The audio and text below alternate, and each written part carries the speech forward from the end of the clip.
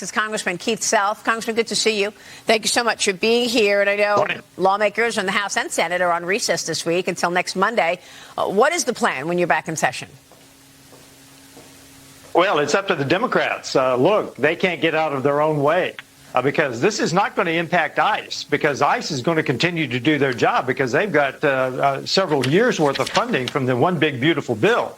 It does impact the agencies that you discussed, which impact the American people.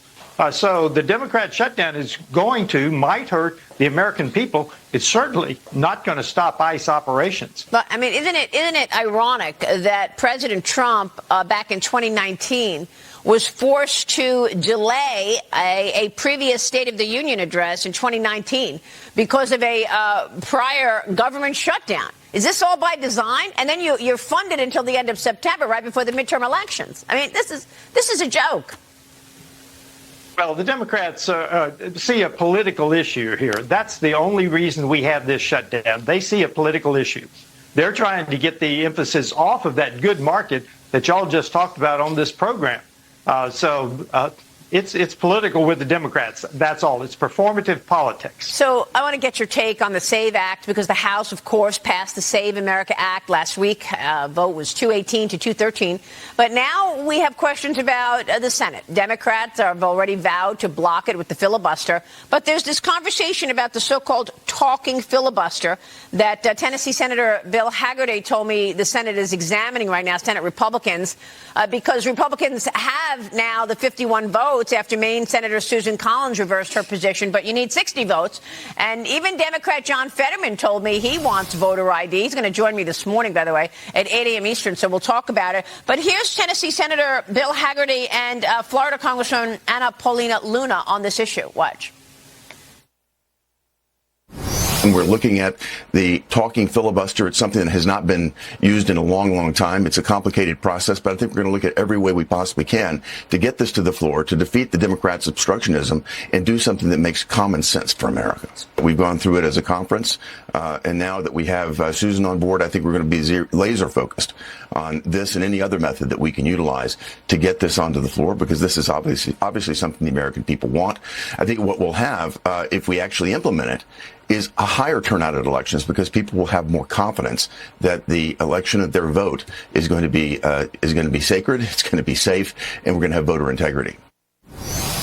I would actually argue that this is probably the number one thing, especially moving into the midterms. Many senators have said, well, if we do this, the Democrats are going to do this when they regain power. But the fact is, Maria, is that the Senate Democrats have made it very clear that they want mass amnesty. They want mass naturalization of illegals. And frankly, I think they're going to do it anyways. And so the only way to really secure our country for future generations is to ensure that Americans have faith in the voting process, and that if their senators work against their interests, that they can vote them out at the ballot box. And that's exactly what this will do.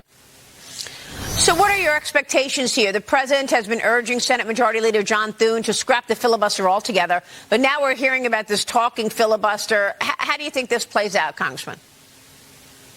First of all, 83% of Americans, including 71% of Democrats, want voter ID. They want election security. I will tell you, it's not just the president. The senators are getting massive public pressure to do this. So they now have 50 votes. The vice president makes 51.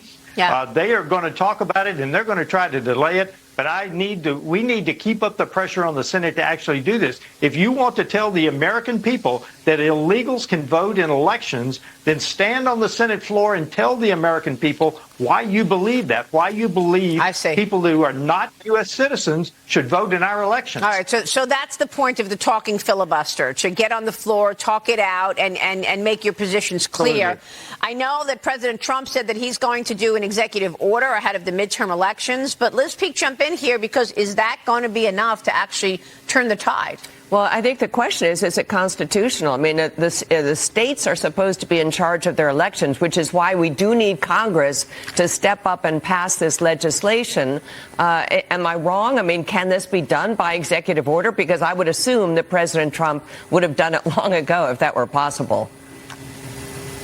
No, I think it's absolutely constitutional. The states have and you read the Constitution, they govern the election process in the states. but we must have some sort of federal standards by which they operate. That's what this is. This is a federal standard. U.S. citizens only vote in elections, and you show a voter ID to vote.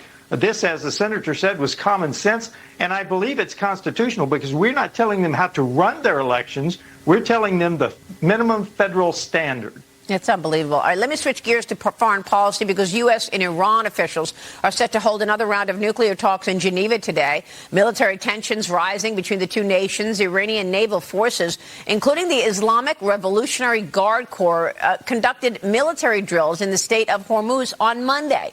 Special Envoy Steve Witkoff and Jared Kushner are expected to lead the negotiations. Here's the president this week. Watch.